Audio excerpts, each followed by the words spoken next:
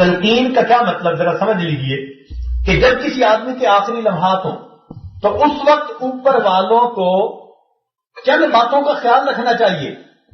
یہ باتیں ذرا اہم ہیں، توجہ سے سنیے گا، فائدہ ہوگا. پہلی بات تو یہ کہ چونکہ کبھی کسی سے یہ باتیں سنی نہیں ہوتی، صحبتی علم حاصل نہیں ہوتا، اس لیے پتہ ہی نہیں ہوتا کہ ہمیں اس وقت کیا کرنا ہے کیا نہیں کرنا.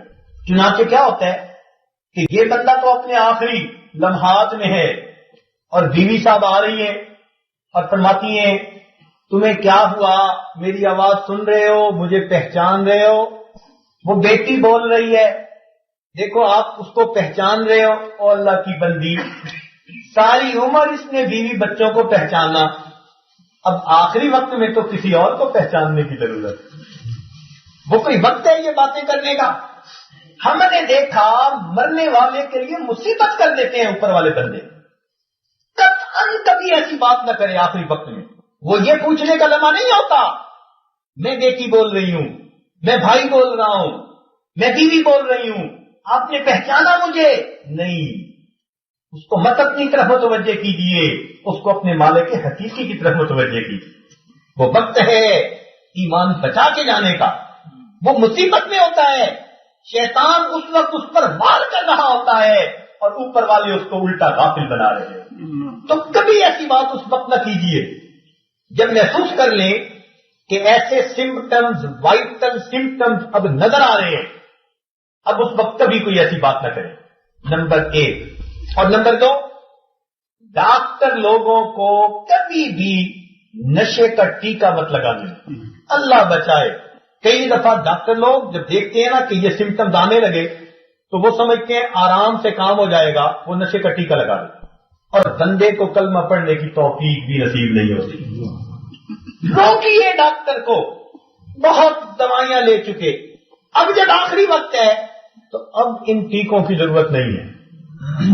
جہاں اتنی تکلیفیں دیکھی یہ تکلیف بھی گزر جائے گی، کم از کم آخری لمحے تک ہوش سلامت رہے تاکہ یہ بندہ کلمہ تو پڑھ سکے. دیکھیں موت کے بارے میں ایک کافر کا پرسپشن اور ہوتا ہے، ایک مومن کی انڈرسٹینڈنگ اور ہوتی ہے. ہم مومن ہیں، ہماری انڈرسٹینڈنگ اور ہے. اور آج کل تو یہ مصیبت ہے کہ لوگ ایسی بیماری میں مبتلا ہوتے ہیں کہ ڈاکٹر بتا دیتے ہیں کہ اب اس کا امپروو ہونا مشکل ہے اور گھر والوں نے بیمار سے بیماری چھپائی ہوئی ہوتی ہے اور سمجھتے ہیں ہم بڑا اچھا کام کر رہے ہیں. مت بتانا سب جھوٹ بول رہے ہوتے ہیں، کفل تسلیاں دے رہے ہوتے ہیں. ہمیں ایک مرتبہ ایک ایسا ہی واقعہ پیش آیا. ایک صاحب سلسلے میں بیٹھ تھے اور ماشاءاللہ گورنمنٹ کی بڑی اونچی پوسٹ کے اوپر تھے، بڑے ذہین، بڑے تعلیم یافتہ. اللہ تعالیٰ کی شان دیکھیے کہ ان کو ایک ایسی بیماری ہو گئی کہ جس بیماری کی وجہ سے ڈاکٹروں نے بتا دیا کہ یہ 2-3 مہینے کے مہمان ہیں. بیماری اپنی حد سے گزر چکی، اب علاج نہیں ہو سکتا. جب ان کو پتا چلا تو گھر والے سب نے ابو سے بات چھپائی ہوئی. ہمیں پتا چلا کہ بیمار ہیں تو ہم حسب عادت حاضر ہو گئے بیمار کرسی کے لیے. جب وہاں گئے تو ان کے بیٹے ہمیں ایک علیحدہ کمرے میں لے گئے. حضرت مہربانی فرمانا، ابو کو پتہ نہ چلنے پائے، ڈاکٹر نے ہمیں یہ بتا دیا. میں نے اس بچے کو بات سمجھائی، میں نے کہا آپ نے بہت اچھا کیا مجھے بتا دیا، اب آپ مہربانی کرو میں ان کو بتا کے جاؤں گا، بات سمجھا کے جاؤں گا. نہیں ابو کو شوق ہوگا. میں نے کہا کچھ نہیں ہوتا، فکر مت کرنا. چنانچہ ان کے والد کی توبہ پرسی کی اور توبہ پرسی کرنے کے بعد ہم نے تھوڑا اس سے بات کہی کہ بھائی زندگی اور موت ہر ایک کے ساتھ ہے. این ممکن ہے کہ آپ سے پہلے ہم دنیا سے چلے جائیں اور یہ بھی ممکن ہے کہ آپ پہلے چلے جائیں. جانا ہر ایک نے، لیکن عقل مند بندہ وہ ہوتا ہے کہ جو موت سے پہلے اپنی تیاری کر لے. تو بھائی میں ایک بات آپ کی خدمت میں گزارش کرتا ہوں کہ ڈاکٹر لوگوں نے آپ کی بیماری کو دیکھا، ٹیسٹ لیے، وہ بتاتے ہیں کہ بیماری 3 مہینے کے اندر اندر آپ پر غالب آ جائے، لہذا بھائی تیاری کر لے. یہ بات سنتے ہی اس کی آنکھوں میں آنسو آ گئے. کہنے لگے حضرت میں آپ کا احسان کبھی نہیں اتار سکتا، میرا دل مجھے کہتا تھا کہ میں نہیں بچتا، یہ سب جھوٹ بول رہے تھے. بیوی بھی جھوٹ بولتی تھی, بیٹے بھی جھوٹ بولتے تھے, بیٹیاں بھی جھوٹ بولتی تھی. میں سوچتا تھا سب تو جھوٹ نہیں بول سکتے, میں غلطی میں تھا. دل کہتا تھا کہ تو نہیں بچے گا. ان کی طفل تسلیوں نے مجھے غفلت میں ڈال دیا تھا. اب آپ نے بات کلیئر کر دی.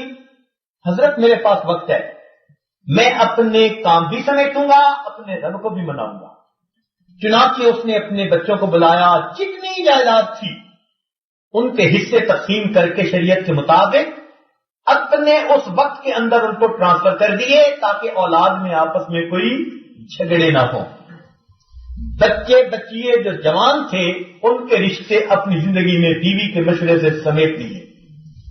اور پھر اس نے اللہ رب العزت کے ہاں توبہ طائب پہ ہونا شروع کر دیا. خوب ذکر اذکار, سچی توبہ. حتیٰ کہ جب وہ آدمی دنیا سے رخصت ہونے لگا, اس کے خاندان والے سارے کے سارے اتنے مطمئن تھے کہ جتنا تیاری کے ساتھ یہ بندہ دنیا سے جا رہا ہے شاید کوئی دوسرا بندہ اتنی تیاری کے ساتھ نہ جا رہا. اس کے خاندان والے آج تک کہتے ہیں حضرت ہم آپ کا احسان کبھی بھی نہیں اتار سکتے.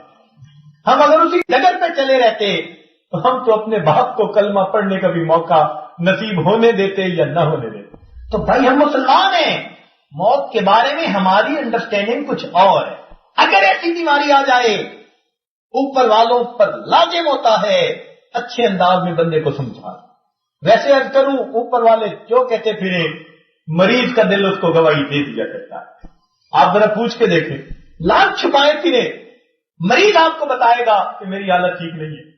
ڈاکٹر جو کہتا پھرے کہتا پھرے. تو یہ تو بات درمیان میں آ گئی کہ اوپر والوں کو ایسے موقع پہ کن باتوں کا خیال رکھنا چاہیے. اور اصلی بات جو بتانی تھی جس کی وجہ سے یہ چند پہلی بنیادی باتیں عرض کر دی وہ یہ تھی کہ جب ایسا وقت آ جائے تو اوپر والوں کو چاہیے کہ وہ کوئی بات نہ کریں, فقط اس کے قریب بیٹھ کر اونچی آواز سے کلمے کا ورد کرنا شروع کر دیں. یہ نہ کہیں کہ ابو کلمہ پڑھیں, پتہ نہیں اگر اس نے سر نفی میں ہلا دیا تو کیوں اس کو امتحان میں ڈالتے ہیں. فقط اس کے پاس بیٹھ کر اونچی آواز سے لا الہ الا اللہ کلمے کا ورد شروع کر دیجئے. جب وہ کلمہ سنے گا اسے بھولا ہوا سبق یاد آ جائے گا. اس کو تلقین کہتے ہیں. تو یہ تلقین کرنا اوپر والوں کی ذمہ داری ہوا کرتی ہے. ہمیشہ یاد رکھیں جب کبھی آپ ایسی کیفیت میں ہو کہ کسی بندے پر ایسے سائن دیکھیں جو وائٹل قسم کے ہوتے ہیں, ہمیشہ کلمے کا ورد کر دیں. اس کو بھی کہہ دیں جی کلمہ, اگر ہوش میں ہے تو کہہ دیجئے, نہیں ہوش میں ہے تو بس کلمہ پڑھیے, اللہ تعالیٰ اس کو پڑھنے کی توفیق عطا فرمائے. تو یہ تلقین کرنا اوپر والوں کی ڈیوٹی ہے. اللہ کرے جب ہماری موت کا وقت آئے تو کوئی نیک متقی صاحب علم و عمل ہمارے پاس ہو جو ہم بھولے ہوئوں کو اپنا اصلی سبق یاد دلوا سکیں.